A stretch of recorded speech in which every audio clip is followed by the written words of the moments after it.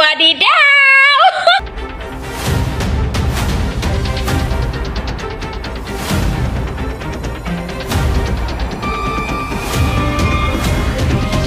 Di sebuah negara yang bangga menyebut dirinya menjunjung hukum, ada sebuah persidangan yang kini jadi tontonan nasional. Bahkan kabarnya sudah menjadi bahan pembicaraan hingga ke luar negeri.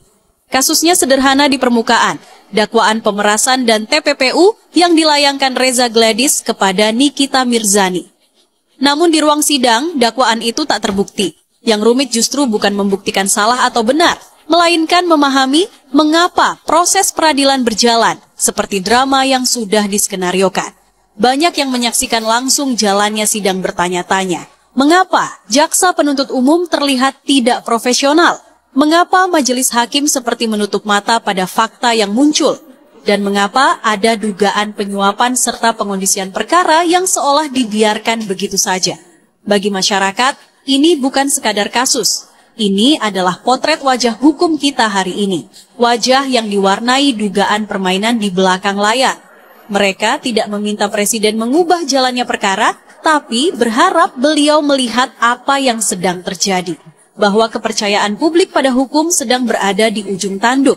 Dan ketika rakyat mulai percaya bahwa keadilan hanya milik mereka yang punya uang dan koneksi, maka yang runtuh bukan sekadar wibawa peradilan, melainkan fondasi negara itu sendiri. Presiden tidak perlu memilih pihak, cukup memastikan bahwa hukum tetap menjadi milik semua orang, bukan untuk membela siapa, tapi untuk menjaga satu hal yang paling mahal nilainya di Republik ini, yaitu keadilan. Bagaimana menurut Anda? Barbara tuh pengen nanya sama Pak Prabowo ya. Pak Prabowo itu nggak mau belajar main sosmed ya Pak, buka sosmed gitu loh Pak. Kenapa tak bilang gitu? Karena kayaknya Bapak ini dapat informasi nggak penuh gitu loh. Jadi mungkin Bapak nggak tahu gimana rakyat itu udah segemes itu gitu kan sama orang-orang yang ada di kabinet Bapak ini gitu.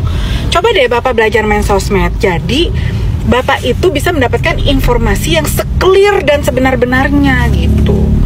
Karena feelingku sih kayaknya Bapak nih dapat informasinya ini yang bagus-bagus doang. Makanya Bapak bingung kalau tiba-tiba ini rakyat kecewa, rakyat ini gitu. Bapak pasti marah kan, karena Bapak ngerasa enggak kok pemerintahan gue oke, kabinet gue kerjanya bener kan gitu.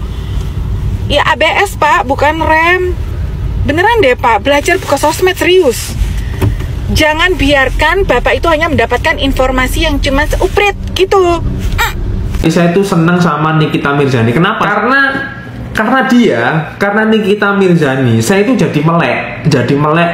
Oh, skincare tuh kayak begini. Oh, skincare-nya si A itu nggak bagus. Oh, skincare-nya si B itu ada kandungan merkuri. Oh, akhirnya saya jadi melek terkait skincare gitu. Ya, saya sendiri nggak pakai skincare ya, tapi ya sisi positifnya Nikita Mirzani itu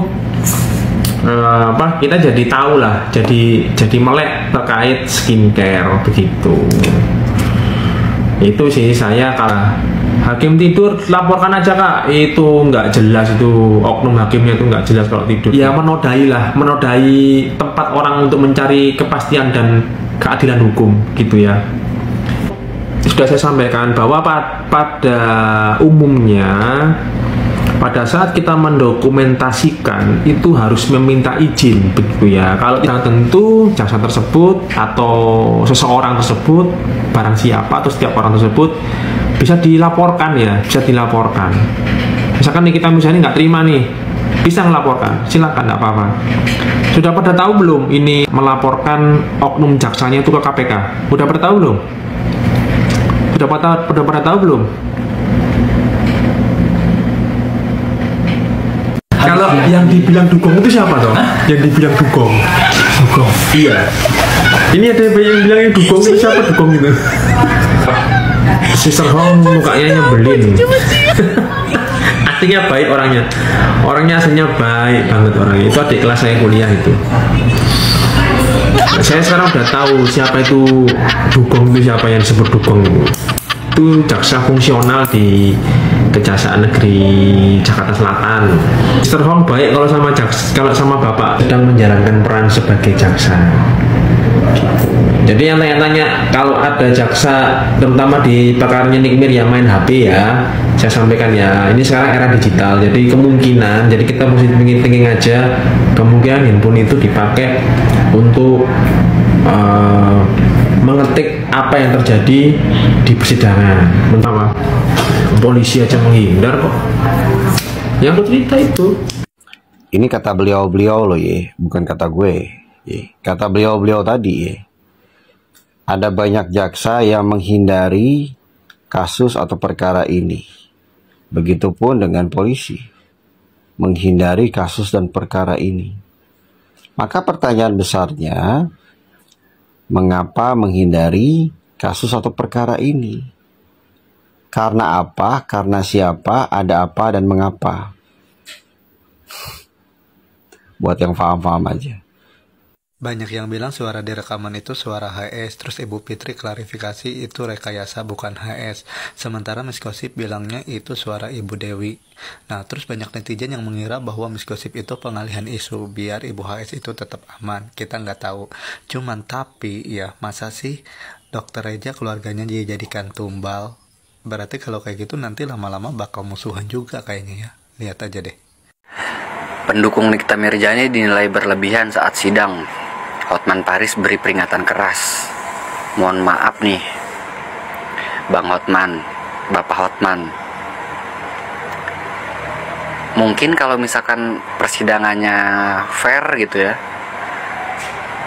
tidak ada sesuatu yang bikin emosi, mungkin para pendukungnya juga nggak bakal ricuh, nggak bakal rusuh.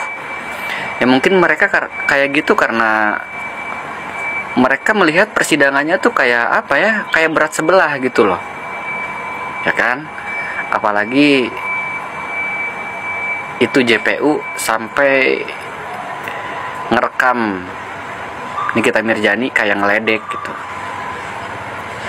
seakan-akan mancing emosinya Nikita Mirzani. Bahkan kan pengacaranya juga sampai emosi, apalagi pendukungnya gitu.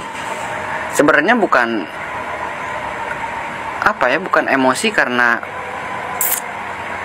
Nikita Mirzani nggak dibebaskan atau apa, tapi karena ada oknum jaksa yang bikin netizen ini jadi jengkel, itu loh Pak.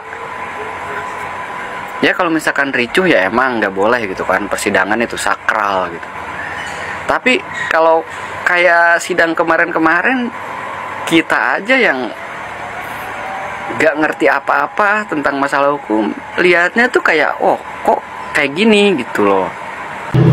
Wow, si yang paling teriak korban pembulian ternyata dugaannya adalah orang yang mensupport penuh pembulian terhadap Lesti.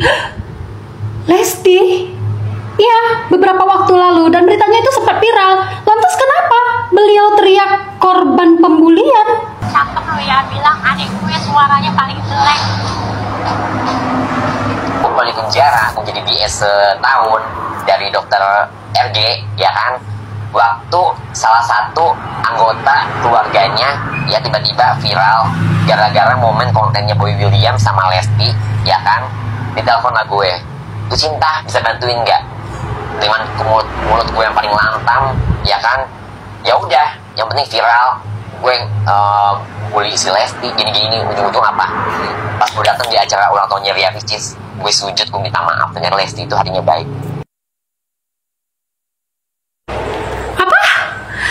Ternyata Lucinta Luna dibayar oleh DRG hanya untuk sekedar melepaskan kekesalannya, melampiaskan emosinya terhadap Lesti. Namun beliau nggak mau mengotori tangannya, maka lewat Lucinta Luna lah dia membalaskan rasa sakit hatinya dengan cara membuli Lesti.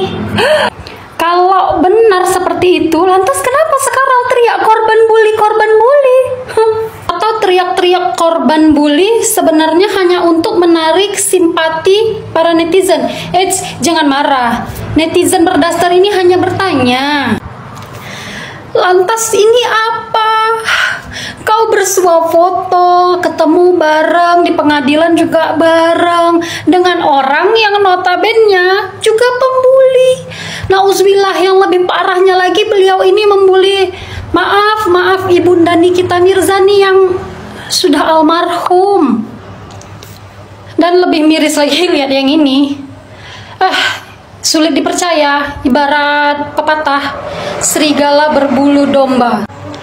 Kadang orang yang selalu teriak-teriak korban, ternyata dia adalah pelaku di lingkungan pembuli itu sendiri.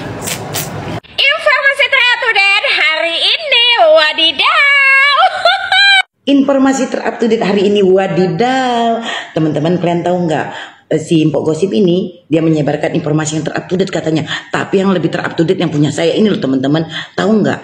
Ternyata kelakuan si Mpok Gosip ini selalu memberikan informasi itu adalah untuk mencuci otak kalian ya, supaya kalian melihat di posisi yang selalu salah untuk terhadap Mbak Nikita Mirzani, dan dia membuat suatu berita bahwasanya dia di posisi yang benar. Informasi terupdate hari ini adalah menyatakan bahwasanya orang yang salah selalu ingin dibenarkan, itu adalah bagian dari si Mpok Gosip itu. Nah, di pihak Nikita, kubu Nikita Mirzani tidak pernah berbuat seperti itu. Jadi teman-teman, kalian berpikir secara logika. Biasanya orang yang selalu salah itu mencari pembenaran, dan orang yang tidak salah itu hanya diam menunggu adanya kebenaran. Wadidaw, itu informasi terupdate hari ini.